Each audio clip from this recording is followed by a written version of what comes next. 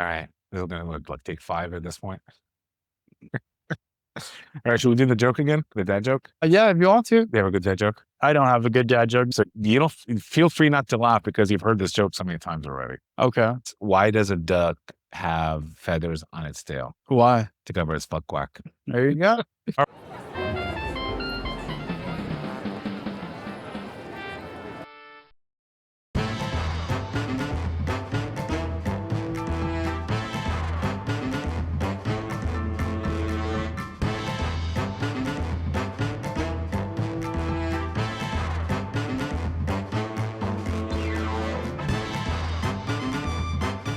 Welcome back to Hello Henderson. I'm Oz, and with me today is my good friend Alex. Hey Alex, how you doing? Good. How are you? What are we doing here? I don't know. What are we doing here? We're getting to know Alex. Tell people, who are you? What's your name? How long you been in Henderson? He's born and raised.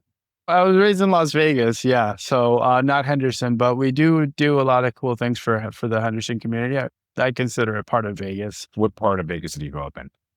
So I started in like the central area, like right behind the strip. When my family moved here, we moved like right on Sahara and Vegas Boulevard, where the Allure Towers are. Where'd you move from? So we moved from San Francisco. Yeah, so okay. it was a little bit of a change in weather and whatnot and scenery. But that happened when I was like 4 years old. So I don't Okay, so remember. you don't- I don't really remember Yeah. too much. I was just a baby. There's that, and yeah, it's just been. I've been a fan of the city of Henderson, the kind of like the small town community. I like that it's a little bit different. Okay. Yeah. What's your favorite thing about Henderson? What's my favorite thing about Henderson? I like how much it's grown, right? I like the golf courses out there. I'm not a golfer. I just have to admit, that right out the gate. I am not a golfer. I am somebody that likes to go to the driving range, Okay. and that's it. I get bored after 8 holes. Now calling me a golfer is a stretch.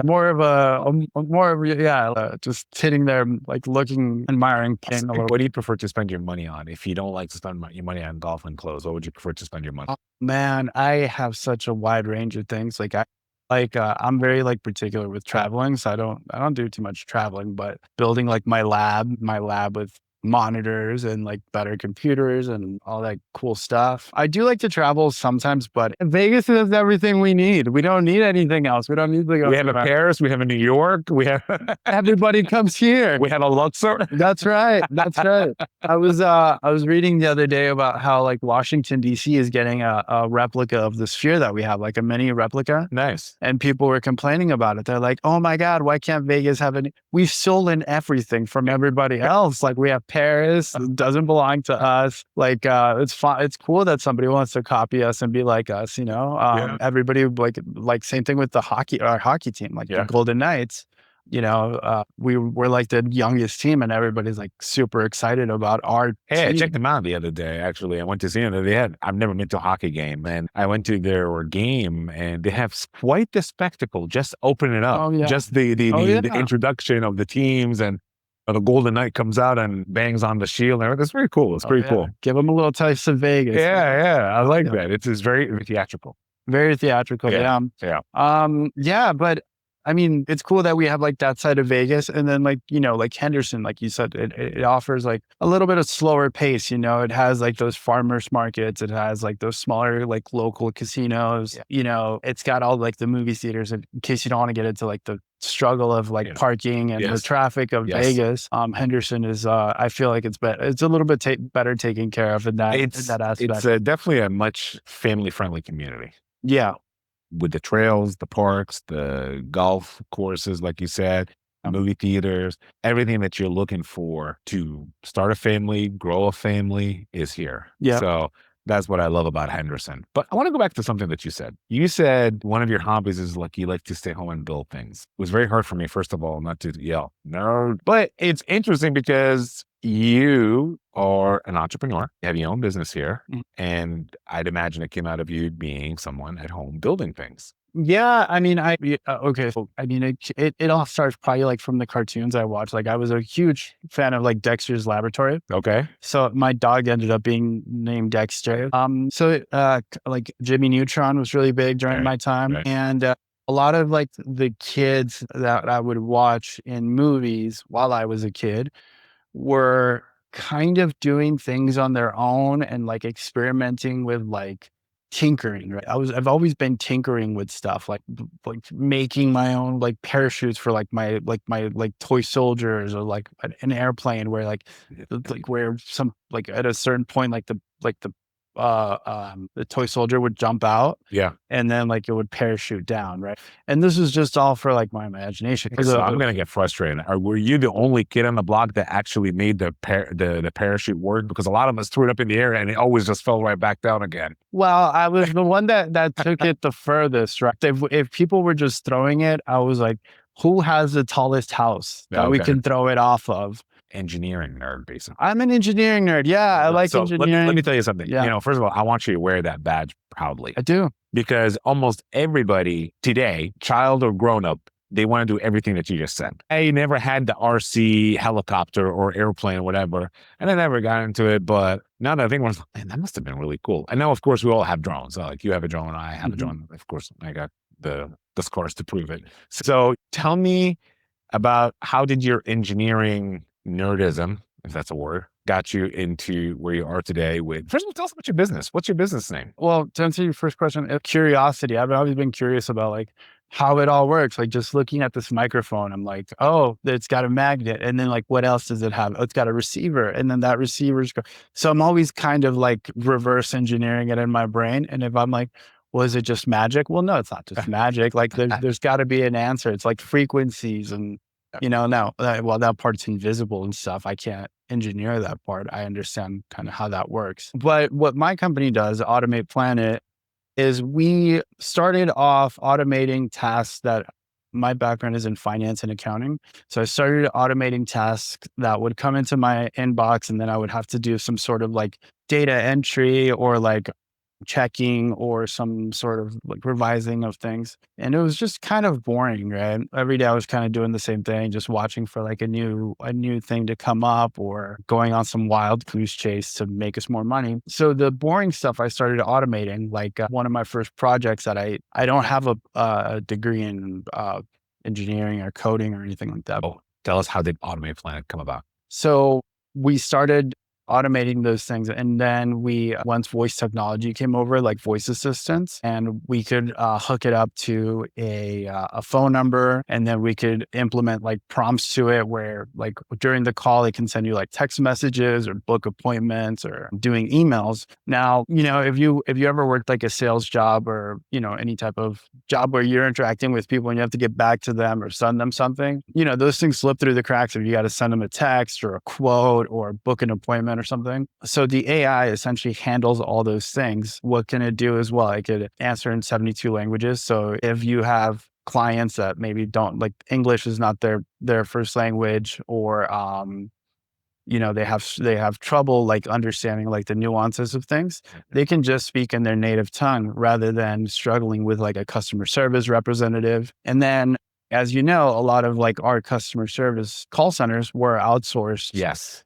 So now we have a struggle not only sometimes with the customer, like the customer service representative, but also understanding what the other side is saying. And some accents are just difficult to understand. You would be lying to ourselves if we say that, yes, we outsource a lot of things, especially the call center. I mean, that's been happening for what, almost 20 years now, maybe 30, where I worked at a call center when I was younger. So I know what it's like. And when the economy is bad, outsourcing to overseas is easier. When the economy is better, we get local resources. So I get that. And yeah, there are times where it's whether it's the accent or the misunderstanding or the cultural nuances and the dialogues that sometimes are not understandable. So no, I absolutely get that. But I remember that from some of my training. So I used to train call centers way back in the day. This was probably when you were still watching Jimmy Neutrons. But let's talk about how AI and Automate Planet is fixing this or making it easier. Let's talk about how is it making it easier, number one. Then I want to talk about like what businesses can benefit from this locally here in Henderson. There's three that come to mind right now, but tell the people what are we talking about here? Sure. So, I mean, just spitballing like some of the ways that it can help, depending on what language you speak. If you want to try new food and you look at it on the menu, you see what it's called, and then you see the ingredients, but you're not familiar with them, AI could just tell you in your native language, right? If like, for example, I ordered sushi takeout, but I didn't know what a lot of these ingredients were. And I feel when I'm wasting somebody's time if I call a place and I'm like, hey, so what does this have? Or does this have this? Or like allergy? Yeah, it doesn't mind. It takes its time to explain whatever it needs, whatever it's like, hey, I just need to make an appointment. I need to come in for a schedule. Or if it just needs to explain everything. One thing that like our AI does is medical services, right? If they were to hire somebody just to answer their phones, they need to train them on like medical terms and insurance policies and all these things. AI already knows all those things without it talks to them like they've been, the receptionist for 10 years, right? You don't have to train them on medication terminology. And that applies to just everything across the board, from like plumbers to it can talk to just customers, or it can talk to contractors. Vendors. Yeah, vendors the same way. So yeah, it does that. And then it eliminates kind of like the gaps in between, whether, if you're buying a car, you usually buy it after you get off work or something, or like you're doing your research and calling around. But at that time, they're already closed. So, if you just want to book a test drive, you call at 2 a.m. or whatever, and you book it, in the morning when the people show up, they'll see it and they'll have context. Oh, well, Hansi wants to come in. He's interested in a blue Camaro, and, he's going to pay cash for it, right?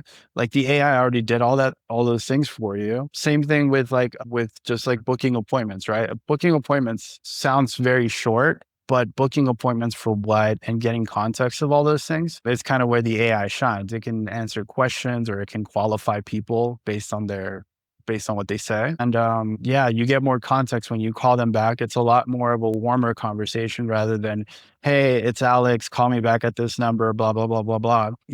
Nothing happened, right? Until you see it, rather than just, hey, it's Alex, I want to schedule an appointment for a test drive. Okay, well, when do you want to come in? Tomorrow. What time? 7. All right, perfect. And it's already booked. You don't have to worry about somebody calling you back or any of those things. Our AI is able to look at like your website in real time, to look at your inventory. AI we can build a large language model around that business to be able to handle more things than just like the basic answering service or leave a message and then passing the message along. It's able to do just a lot more, kind of like a human would do. Like anything that you would teach a human representative to do, whether it's sales, tech, customer service, this one agent could do, right?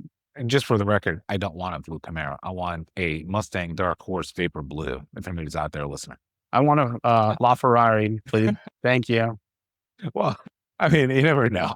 That's where our AI shines, and that's where like people get most of the benefits. Now, also we make outbound calls. Like our AI is able to take like a lead list and like it's able to sort the columns, be like, hey, so you're Alex, you're in Las Vegas, and we wanted to reach out because you're an automation company. And then the next lead can be like a pizzeria, right? But you don't have to change it every single time. The AI, and it can detect whether somebody actually picked up or if we just need to leave a message. So these are called agents, right? These are called outbound voice agents. Okay, so can you explain what is an agent? Yeah. We see them in ChatGPT. You hear about them in the news. You hear them from your colleagues. What's an agent? To break it down, the easiest way to understand an agent is a worker, right? A virtual worker. Yeah. Or an AI worker, basically. A virtual worker, and that you can give access to. Now they're expanding to where you can give them access to like your CRMs, your emails, your phones, anything really. You could give them access to the internet, and they could do research for you, and they could qualify leads for you and find like people in Henderson, like new businesses in Henderson that don't have a website will have like an agent go, and like if their website's not found or their domain's not registered, well, then we'll send them an email, be like, hey, are you guys still in business? Or like, do you guys need a website? Something like that. So your agent's able to do all of those things.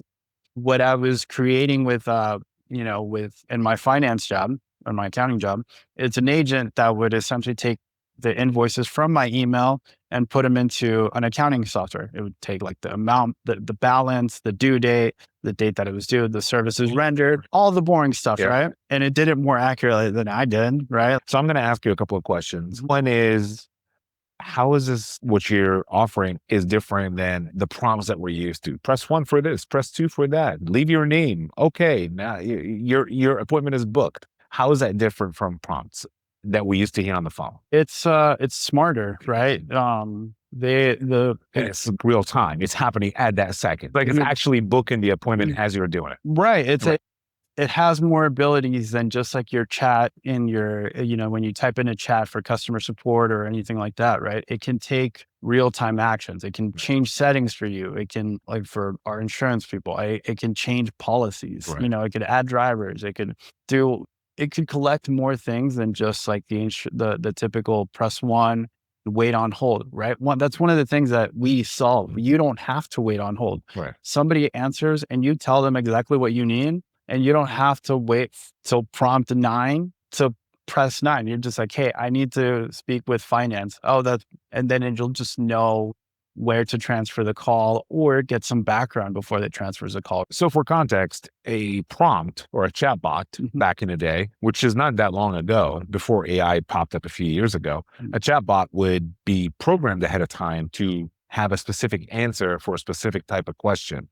As opposed to AI, it actually thinks about the answer as you're asking it, and it engages you to continue that sale or continue that customer support call or continue the service that it's meant to do.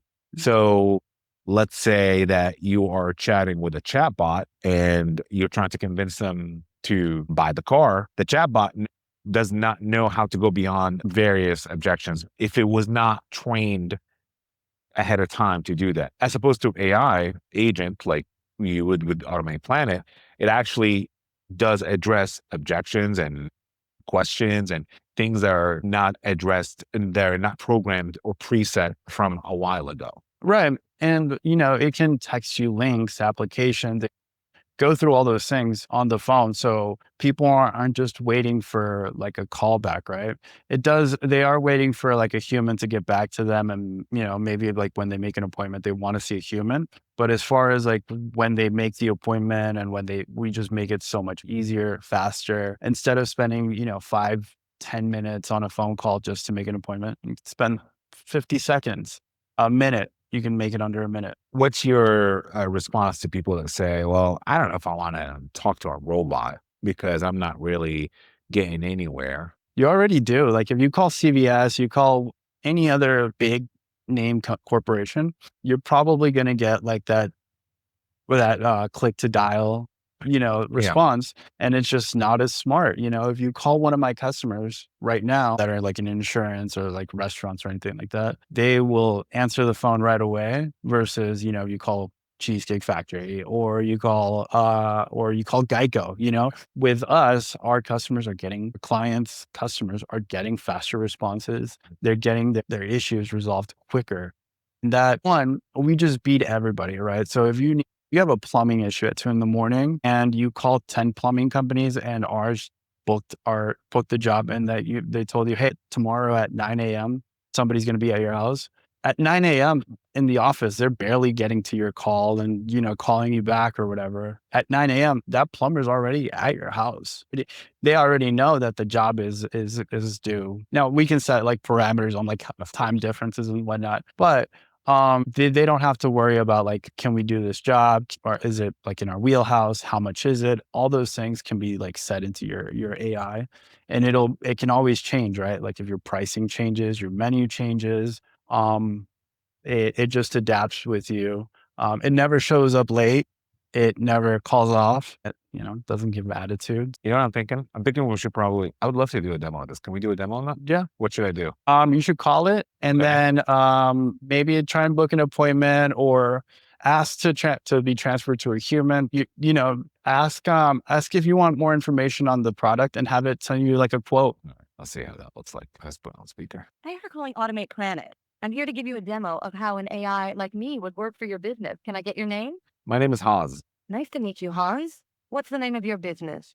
I'm a podcast host for a show called Hello Henderson. Nice. That sounds like a great local brand. How are you thinking an AI receptionist or AI more with handling inbound listener calls? Can guests or something else? That's a really, I didn't even think about that actually. Yeah, I'd like to see if we can not just increase viewership, but how can I invite more guests to come on the show? We can ask guests.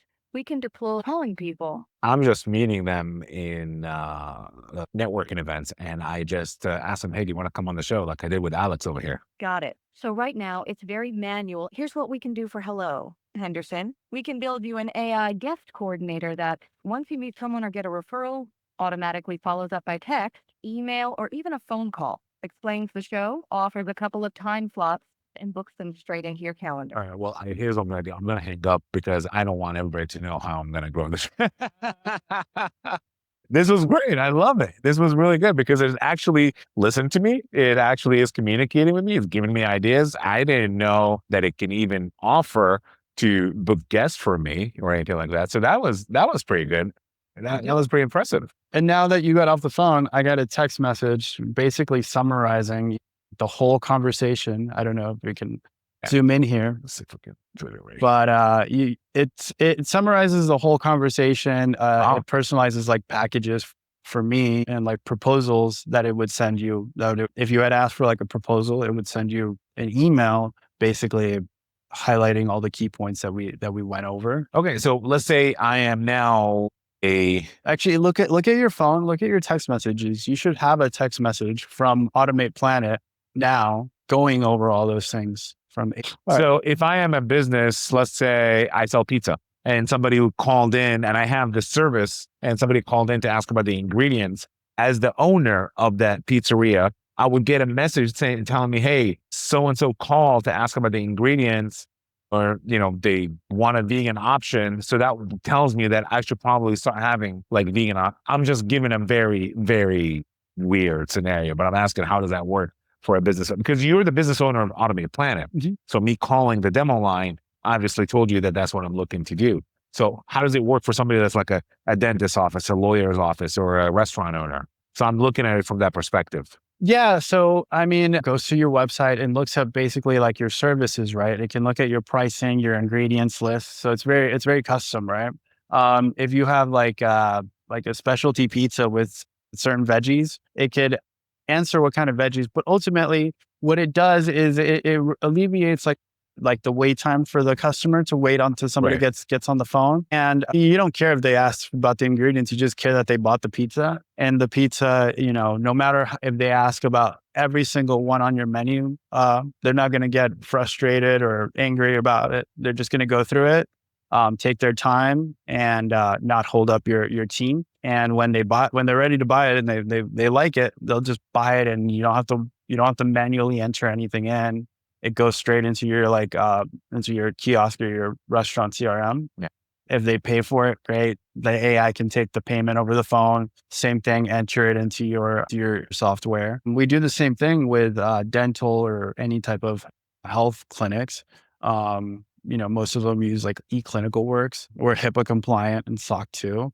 So we're able to handle those calls and, send like those post-call notifications. Glad you would address it, because that's probably somebody that's either a lawyer or a doctor or anybody in those fields would probably want to wonder about HIPAA, SOC, any kind of auditing or legislation that prevents you from sharing some information. So you do handle that as well. You do build the parameters around that as well. Yeah. I mean, like parameters are super important, especially, you don't want people calling in like a veterinarian or like a doctor or whatever, and then the AI giving them advice or trying to diagnose them, right? So when people are like, hey, my toe hurts or whatever, I'm like, hey, well, we can get you in for an appointment, but I can't really diagnose it. So we stay away from that. I think also like, I suppose my parents tell me I was going to put some dirt on it. Yeah, rub some dirt on it. Rub some dirt on anything like that has to do with financial. Once like the payment has to like go out, like we don't want to be responsible for that thing. Like logging into the bank, we can put in all the details and the amounts and everything. But you can't give financial advice or anything like that. Right. Where should I put my money? I want to grow $1 million or $1 billion. It can provide like options, right? Like we have a Perpetual Wealth Group. This is one of the clients that signed up with us. It can offer like retirement packages or packages to like reduce your taxes or anything like that. So it can offer you packages, but it can't be like, we really like diagnose and give you like advice, like personalized advice. Makes it easier for him to have that conversation once he has like all that information. Oh, well, I'm 65. My name is Rick. And I'm looking for like how to cash out my 401k and like take the least amount of tax impact. And then she'll either like book a consultation or she'll be like, well, we have these, options for you, and book a consultation.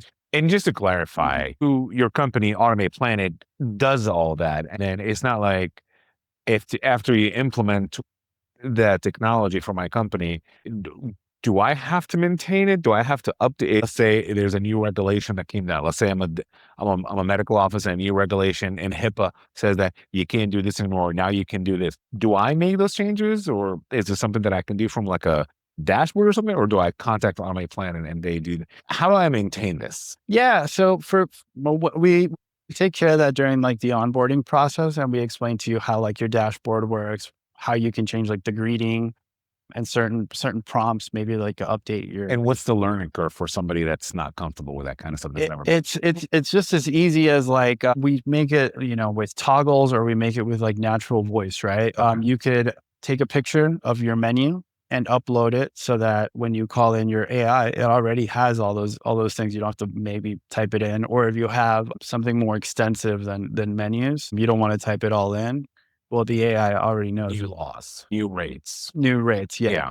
So we try to stay away from anything that could jeopardize like our clients, and stay more on just like, hey, let's help your client get what they need and not replace. Essentially, we're not trying to make the AI be the doctor or, give diagnosis over the phone or be the therapist. It's just supposed to take their name and book them quickly. Where it shines, like I said, is when it has access to all your other tools, like a human would. Yeah. I have another show, and this is a side note. I have another show where it's called Dead Sprint Radio. That's my original show that I started, and we talk about technology. I'm an agilist. I'm an agile coach. I'm an agile expert, and we talk about how agile has been transforming, not to the better in the last few years, but with AI, we believe it's making things better. And I just had an episode with one of my friends. We were talking about how basically AI is a tool. It frees you up to actually conduct proper agile transformation and enhancements in the workplace or in any kind of industry that you're in, not just technology and not just development and engineering. So I look at it that way. You said earlier that, let me ask it bluntly. Are you replacing receptionists and people that have been doing this at a doctor's office for like the last 10, 20 years? Is that what you're replacing? I think those it's their dream jobs or it's their passion in life to answer. So now we're getting into the philosophical things of things. No, I don't believe it is, but I do believe that some people get really comfortable doing something and they get really good at it as far as like greeting. Because a receptionist still does greet someone when they walk in. I don't think AI is going to take that away. A receptionist, so I think what it does for somebody like a receptionist, it would enhance their job. AI would make their job easier to handle everything. I'll give you a really good example. Are you familiar with what a product owner is? A product owner is somebody that basically manages the work that goes to the development team, and the engineering team tells them this is the work that the business wants and we need it to be delivered by a such and such time. So the product owner or the product manager, their job is to create all that work into tickets or backlog items or user stories for the engineers to work on. Now, how does AI help in that? In the way, and I do this for a living, so AI basically, instead of me having to go and write those stories one by one, I can build an AI agent that can help me write the stories for me based on the requests that the customers are asking for. Well, if AI is going to take that away from me as a product owner or a product manager, what does that do to me? If I'm relying on being busy and just writing those user stories, I'm probably going to get fired because AI is going to take care of it. But that AI doesn't do that. AI just writes the stories. But my true job is to focus on the future of the product, the evolution of the product. So I guess what I'm trying to say out of this is that people shouldn't be so afraid of AI. The ones that are receptionists or medical billers, or what, it's helping you become more efficient to free you up to grow your career and do something else. Would you agree with that sentiment? Or yeah, no, I mean, it does nothing but to free you up. Now, it's not a human's it's you have to still like fine tune it to make the products for humans, right? I was just rereading again like the Steve Jobs book, right? If Steve Jobs didn't have to rely on Wozniak to make that first video game or whatever, and he could just vibe code it, he probably would have. If he didn't have to steal, people from Pepsi or from Adobe to do his graphics or to run his company in the way that he had done it, you could just prompt now OpenAI, hey, make me a graphic in the style of Apple, or do something like that. So it's really a superpower, especially if you know a little bit about everything. If you're one of like, and you like tinkering, it's really great for you. And even if you're not super technical, it makes it to where you can interactively learn, right? Like if you're trying to learn, if you want to launch an app and you don't know anything about launching an app, but you have an idea, you can get onto like one of these vibe coders and they'll do like the back end setup for you. And then you don't have to spend 3 or 4 weeks on a project, coding it out by hand and then hoping that when it launches, it works, right? You could do that in a day rather than months or whatever. So you become more efficient. You become more efficient. And I think what it does is it gives you more confidence to learn because it's happening in real time rather than, for example, like golfing or like playing guitar or anything like that. There's a learning curve that happens. And I'm not saying there is no learning curve to that, but it drastically reduces the learning curve of these things. Isn't that what we all want when we learn something new? Yeah. I mean, it reduces the learning curve, the cost of things. One of the bigger benefits, not just for like clients seeing faster results and getting like their needs met quicker. Businesses are just saving so much more money than like when you say we're not replacing maybe like the friendly face that you meet or like the team member at the office, but we're helping like free them up from, in the middle of like a dentist job, taking a call or, while they're greeting a customer. I don't know if you've been in front of like in a customer service, like any desk, right? And the phones are ringing, but you're talking to them. So it's like, it makes it awkward. Tell you to wait. I'll make you wait. So you answer the phone and I'm like, well, I'm here. But then the person on the phone is like, they get sent a voicemail or whatever. You're like, dang, well, there goes that person. Yeah. So, you don't have to compromise anymore when people are free. And it's going to help you. It's going to shorten the learning curve, is going to help you become more efficient. It's going to help you grow. It's going to make your life easier. So if you're a receptionist out there, don't worry. It's not going to take away your job. It's going to make your job easier. If you have 3 of them, you might only need 1. Yeah. Just pick your favorite one, I guess. I think internally as people, we don't want to hear that AI is replacing our jobs, but it's replacing the jobs that we don't really want to do anyway. Absolutely. Oh my gosh. You hit it right on the head. It's replacing the jobs that we don't want to do anymore. I love that. That's a really good way of putting it. Yeah. I mean, you were talking about it at the beginning when you said you were doing your email and your spreadsheets and everything.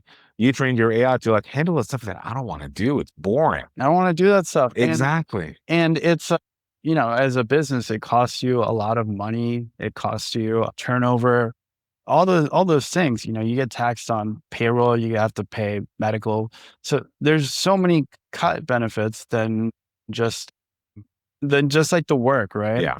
There's so many benefits that people get if they just started implementing AI. With a simple vibe coding app, you could replace like your QuickBooks. If you're paying thousands of dollars every month, or NetSuite, you could create your own accounting software and automate everything that they charge you, that they want to upgrade you for. Or you can just hire Alex to do it. You could just hire us to do it, but you could.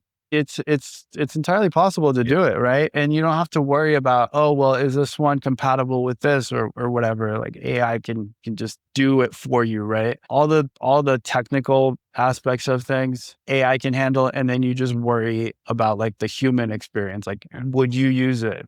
Is it user friendly for you? Does it work? When you ask it to send an email, does it do it? Is it accurate?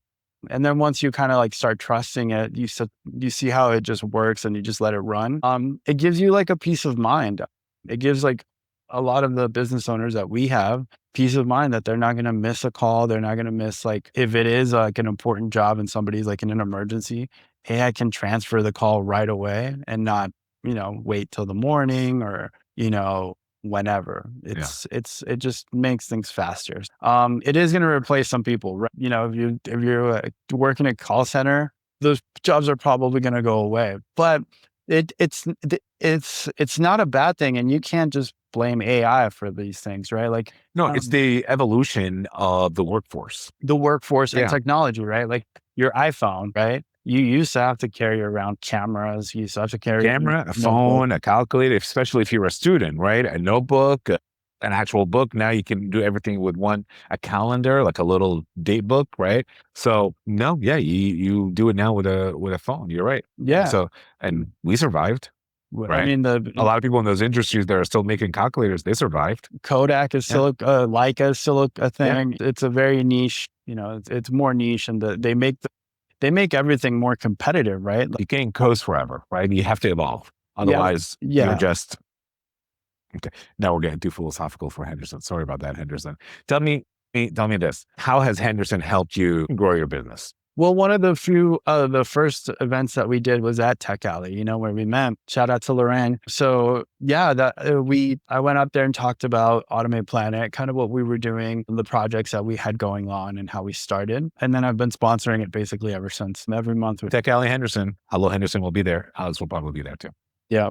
So Tech Alley in Henderson, the city of Henderson. Have they opened you with open arms? That's one of the things I've noticed about Henderson when I moved, is that a lot of people are welcoming you, and they do want to see you succeed. They want to see you grow. So can you tell us a little bit more about that? Yeah, I mean, I think it's a really good space where you can just get ideas out and meet people. You know, we met, even if they didn't become clients or anything like that, but we met a lot of really good people, and a lot of people that gave us just insights on, like, hey, it would be cool if the AI did this, or I'm working on this type of project. What would you do? Yeah, so it's not like you have to hire somebody. You can just know somebody there, and they'll know somebody. So it's cool. It's cool in that aspect, and it's cool that they're so they're so open to new businesses. So Henderson, good community, good for families, good for kids, good for growing kids, good for finances, we'll say, good for technology, good for opportunities, good for entrepreneurs. What else am I missing?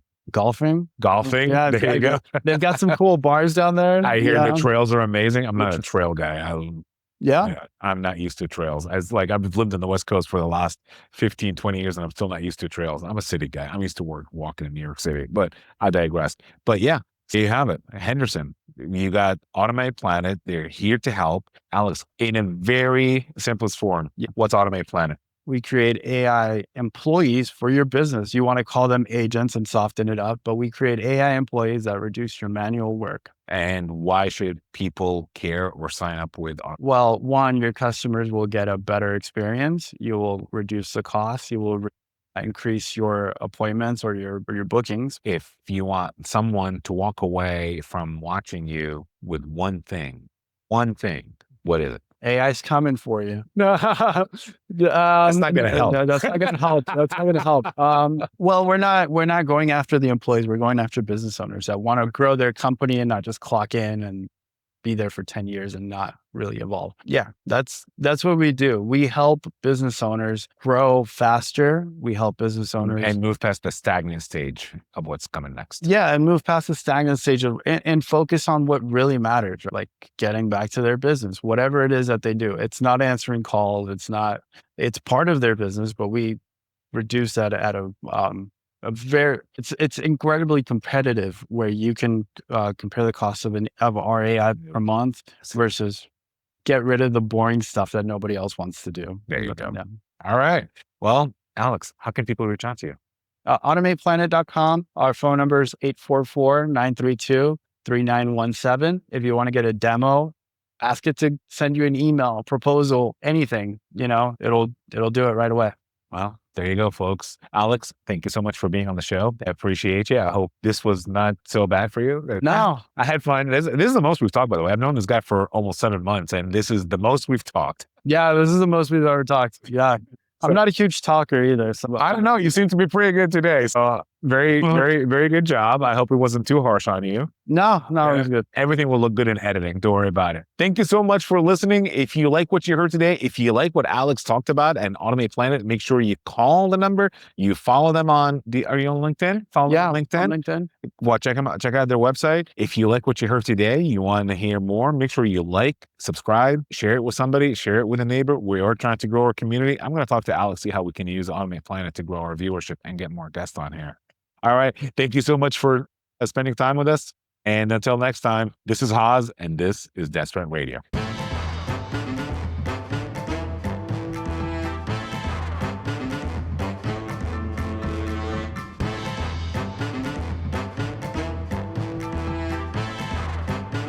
The man says, I wasn't even playing golf. Everybody else with us said, oh, it's his first time. And he goes, you shouldn't be on this course. So that's what I would like make my chute jump, like my toy jump out of, because before that it was jumping out of like an RC car, and like when it went fast enough, then it would just like parachute out, right? Engineering nerd, basically. I'm an engineering nerd.